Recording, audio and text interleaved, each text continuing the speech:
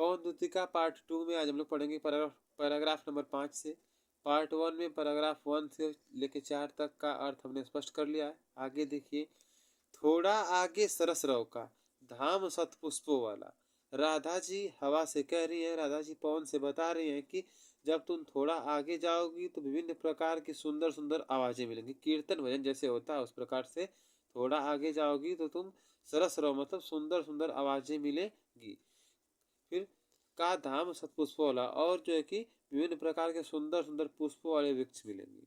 राधा जी हवा से कह रही हैं कि थोड़ा आगे जाने पर तुम्हें जो है कि विभिन्न प्रकार की सुंदर आवाजें सुनाई देंगी और विभिन्न प्रकार के सुंदर सुंदर पुष्प वाले पेड़ दिखाई देंगे।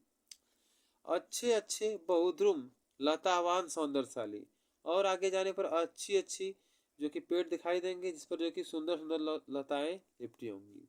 और आगे जाने पर बड़े बड़े वृक्ष दिखाई देंगे जिस पर जो है कि सौंदर्यशाली प्रभावशाली लताएं लिपटी होंगी। प्यारा वृंदा विपिन मन को मुग्धकारी मिलेगा।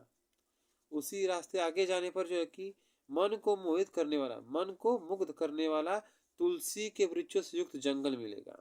थोड़ा आगे जाने पर मन को मुग्ध करने वाला, मन को आकर्षित करने वाला तुलसी के वृक्षों से युक्त जंगल मिलेगा। वृंदा विपिन मतलब तुलसी का पेड़ या फिर तुलसी का जंगल। आना जाना इस विपिन से मुंह हेमाना न होना। राधा जी कहती हैं कि तुम उसी जंगल के रास्ते जाना, मतलब तुलसी के वृक्षों से युक्त जंगल के रास्ते जाना आना, लेकिन वहां आकर्षित न होना, मतलब उनके मंत्रमुग्ध में न पड़ना। पूरा देखिए एक चक्कर कि राधा जी हवा से कह रही है कि जैसे जैसे तुम थोड़ा आगे जाओगे तो विभिन्न प्रकार की सुंदर सुंदर आवाजें मिलेंगी तुमको और विभिन्न प्रकार के सुंदर पुष्पों वाले वृक्ष मिलेंगे। और आगे जाने पर जो है कि बड़े बड़े वृक्ष दिखाई देंगे जिनमें लताएं जो कि लिपटी होंगी, और लताएं कैसी होंगी, सौंदर्यशाली होंगी, सुंदर सुंदर लताएं होंगी। फिर उसी रास्ते आगे बढ़ने पर जो है कि मन को मुग्ध करने वाला तुलसी के वृक्षों से युक्त जंगल मिलेगा। तो फिर राधा जी उनसे कहती हैं, हवा से कहती हैं कि तुम इसी जंगल के रास्ते जाना, मतलब तुलसी के जंगलों से जाना आना, लेकिन उस जंगल में जो है कि मोहित न होना, अर्थात वहां पर आकर्षित न होना। सेकंड पैराग्राफ देखा जाए, नंबर 6। जाते जाते अगर पथ में क्लांता कोई दिखावे। राधा जी कहती हैं पवन से कि अगर जाते आते रास्ते में तुम्हें कोई दुखियारी दिखाई दे, चाहे दुखियारा दिखाई दे, क्लांता मतलब दुखी, अगर जाते जाते रास्ते में तुम्हें कोई दुखी दिखाई दे तो जाके सन्निकट उसकी क्लांतियों को मिटाना। तो तुम उसके सन्निकट पास जा करके उसकी क्लांतियों को अर्थात कष्टों को मिटाना। अगर रास्ते में जाते समय तुम्हें कोई दुखी आदमी दिखाई दे तो उसके पास जा करके उसके दुखों को मिटाना। धीरे धीरे परस करके गात उताप खोना, और धीरे धीरे स्पर्श करके उसके शरीर के ताप को कम करना, अर्थात उसके कष्ट को दूर करना। धीरे धीरे स्पर्श करके उसके शरीर के ताप को कम करना, अर्थात उसके कष्ट को खोना, खत्म करना। सदगंधों से श्रमित जन को हर्षित सा बनाना, और अपने सुंदर सुंदर गंधों से जो है कि श्रमित व्यक्तियों को अर्थात थके हुए व्यक्तियों को प्रसन्न बनाना। अपने सदगंधों से जो है कि हर्षित व्यक्तियों को, श्रमित व्यक्तियों को मतलब थके हुए व्यक्तियों को प्रसन्न बनाना, हर्षित करना। पूरा एक लाइन में देखिए, राधा जी कहते हैं पवन से कि अगर जाते समय तुम्हें रास्ते में कोई दुखी आदमी दिखाई दे तो उसके पास जाकर के उसके दुखों को मिटाना, अर्थात धीरे धीरे कैसे मिटाना, धीरे धीरे पास जाकर के उसके शरीर के ताप को कम करना, अर्थात उसके दुख को जो कि समाप्त करना। और जो श्रमित लोग होंगे अर्थात थके हुए लोग होंगे उनको जो कि सदगंधों से, सुंदर सुंदर गंधों से जो कि उनके मन को प्रसन्न करना। अब नंबर 7 देखा जाए, नंबर 7 पैराग्राफ देखिए। लज्जाशील पथिक महिला जो कहीं दृष्टि आए। राधा जी बता रही हैं हवा से कि अगर तुम्हें जो है कि लज्जाशील पथिक महिला मतलब अर्थात रास्ते में कोई ऐसी महिला दिखाई दे जो कैसी हो, लज्जाशील हो। अगर तुम्हें रास्ते में कोई ऐसी महिला दिखाई दे जो क्या हो, लज्जाशील हो। होने देना विकृत वसना तो न तू सुंदरी को, तो जो कि तुम क्या करना, इस प्रकार से अपनी स्पीड को कम करना या फिर इस प्रकार से पहना कि उसके वस्त्र क्या हो, मतलब इधर उधर न हो। राधा जी कहती हवा से कि अगर रास्ते में तुम्हें कोई लज्जाशील पथिक महिला दिखाई दे, कोई लज्जाशील महिला दिखाई दे तो तुम उस सुंदरी के वस्त्र को विकृत अर्थात बिगड़ने मत देना, अर्थात अपनी गति को धीरे कर लेना। जो थोड़ी भी श्रमित हो गोद ले श्रांति खोना, यदि वह तुम्हें थोड़ी विश्रमित अर्थात थकी हुई दिखाई देगी तो उसे तुम गोद में लेकर शांति प्रदान करना अर्थात सुख प्रदान करना। यदि वह महिला तुम्हें कैसी दिखाई दे, श्रमित अर्थात थकी हुई दिखाई दे तो उसे जो है कि अपने गोद में लेकर के सुख प्रदान करना। होठों की अकमल मुख की मलिनताओं को मिटाना, मतलब उस थकी हुई महिला के होठों और कमल के समान मुख की मलिनताओं को अर्थात दुखों को मिटाना। राधा जी बता रही हवा से कि उस थकी हुई महिला के होठों और कमल के समान मुख की मलिनताओं को अर्थात कष्टों को दूर करना।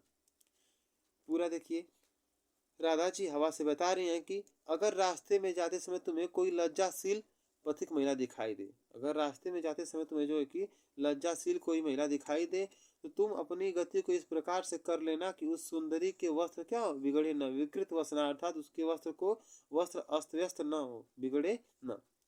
यदि वह महिला अगर थोड़ा भी तुम्हें थका हुआ दिखाई दे तो उसे अपने गोद में लेकर के शांति प्रदान करना अर्थात सुख प्रदान करना और उसके होठों और कमल के समान मुख की मलिनताओं को दूर करना।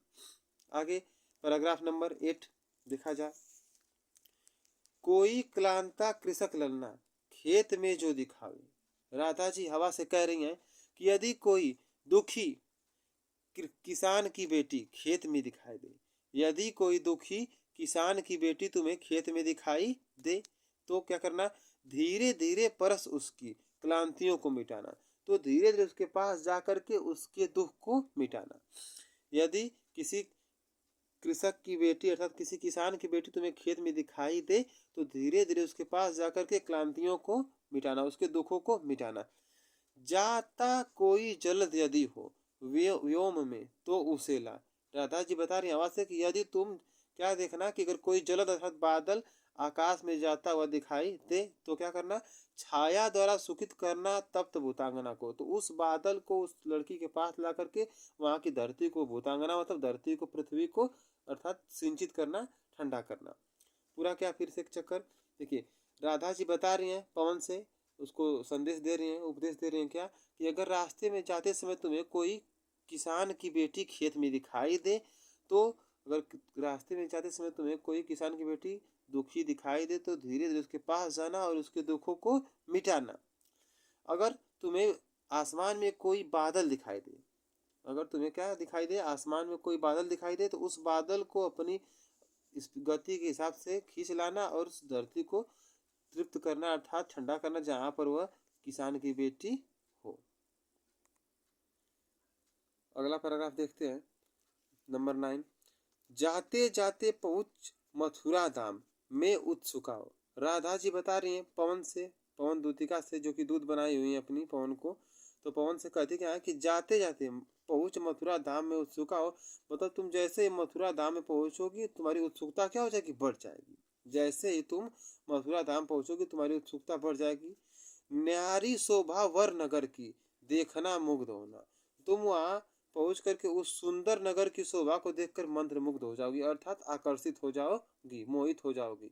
राधा जी बता रही हैं कि जैसे तुम मथुरा धाम पहुंचोगी तुम्हारी उत्सुकता बढ़ जाएगी और उस सुंदर नगर की शोभा को देखकर तुम क्या हो जाओगी, मंत्रमुग्ध हो जाओगी।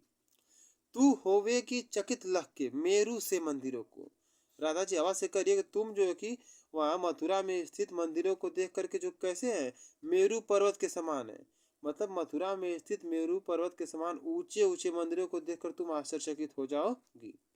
तू होवेगी चकित लख के मेरू से मंदिरों को, तुम जो है कि मेरू के समान ऊंचे ऊंचे विशाल मंदिरों को देख करके आश्चर्यचकित हो जाओगी। आभा वाले कलश जिनके दूसरे अर्घ से हैं, और वो मंदिरों के जो कलश है वो कैसे है, प्रकाशमान है, किसके समान, सूर्य के समान। अर्घ का मतलब सूर्य। जो मंदिर है मेरू के समान उनके जो कलश है वो क्या है, आभा वाले कलश जो है वो जो कि बहुत प्रकाशमान है, किसके समान, सूर्य के समान। पूरा पैराग्राफ एक लाइन में देखा जाए। राधा जी आवाज से कहती हैं कि जैसे तुम मथुरा पहुंचोगी तो तुम्हारी उत्सुकता बढ़ जाएगी, जैसे तुम मथुरा धाम में पहुंचोगी, मथुरा नगरी में पहुंचोगी तो तुम्हारी उत्सुकता क्या हो जाएगी, बढ़ जाएगी। तुम उस सुंदर नगर की शोभा को देखकर मंत्रमुग्ध हो जाओगी, तुम उस सुंदर नगर की शोभा को देख करके मंत्रमुग्ध हो जाओगी। और क्या बताती है राधा जी कि उस नगर में स्थित जो मंदिर, जो भी मंदिर है वो क्या है, मेरू के समान, मेरू पर्वत के समान है, अर्थात ऊंचे ऊंचे मंदिरों को देख करके तुम जो कि चकित हो जाओगी। और उन मंदिरों के जो कलश है वो कैसे हैं, आभा वाले, प्रकाश वाले, किसके समान, सूर्य के समान। नंबर 10 अगला पैराग्राफ देखा जाए। देखे पूजा समय मथुरा मंदिर मध्य जाना। राधा जी हवा को बता रही हैं कि तुम जब पूजा का समय देखना, अर्थात सुबह या शाम को जब मंदिर में पूजा होगी तब का समय देखना, तो क्या करना, देखिए पूजा समय मथुरा मंदिरों मध्य जाना, मतलब पूजा के समय, आरती के समय जो है कि तुम मथुरा के मंदिरों के मध्य चले जाना। तुम जो है कि पूजा के समय, पूजा जब हो रही हो मंदिरों में, तो मथुरा के मंदिरों के मध्य चली जाना। नाना वाद्य मधुर स्वरों की मुग्धता को बढ़ाना। नाना प्रकार के वाद्य यंत्र, मतलब विभिन्न प्रकार के जो वाद्य, ढोलक, हारमोनिया, झाल, घंटी जो भी बज रही होंगी, उनकी आवाज को क्या करना, उनकी आवाज की मुग्धता को बढ़ाना, उनकी आवाज को फैलाना। राधा जी हवा को बता रही हैं कि तुम जो है कि पूजा के समय मथुरा के मंदिरों में प्रवेश कर जाना और वहां बजने वाले विभिन्न प्रकार के वाद्य यंत्रों की मधुर स्वर को जो कि फैलाना अर्थात बढ़ाना। किंवा लेके रुचिर तरु के शब्दकारी फलों को, या तो क्या करना, किंवा का मतलब या तो अपने मन पसंद के, रुचिर तरु मतलब या तो अपने मन पसंद के ऐसे फलों को चुनना, ऐसे जो क्या हो, शब्दकारी हो, शब्दकारी अर्थात आवाज करने वाले हो। या तो तुम क्या करना, अपने मन पसंद के पेड़ पौधों को चुनना जो कि आवाज करने वाले हो। फिर क्या करना, धीरे धीरे मधुर रव से मुग्ध हो बजाना, और उन फलों के पास जाकर के इस प्रकार से बहना, अपनी गति को चलाना कि वो क्या हो, फल जो कि धीरे धीरे बजना प्रारंभ हो जाए, अर्थात उन फलों से भी आवाज आनी शुरू हो जाए। पूरा पैराग्राफ एक लाइन में देखिए।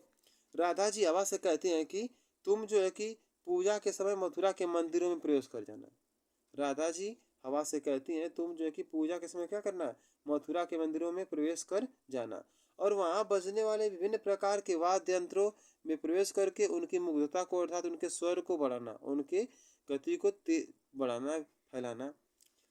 या तो क्या करना, तुम अपने मन पसंद के वृक्ष को चुनना जो कि क्या हो, शब्दकारी हो, अपने मन पसंद के फल को चुनना जो शब्दकारी हो, अर्थात जो आवाज उत्पन्न करने वाले हो, और उन उत्पन्न करने वाले पेड़ पौधों के पास, फलों के पास जा करके जो है कि उनको इस प्रकार से हिलाना कि वो जो है कि धीरे धीरे आवाज उत्पन्न करे, अर्थात मंदिर की में होने वाली पूजा की अर्थात आरती की शोभा को बढ़ाए।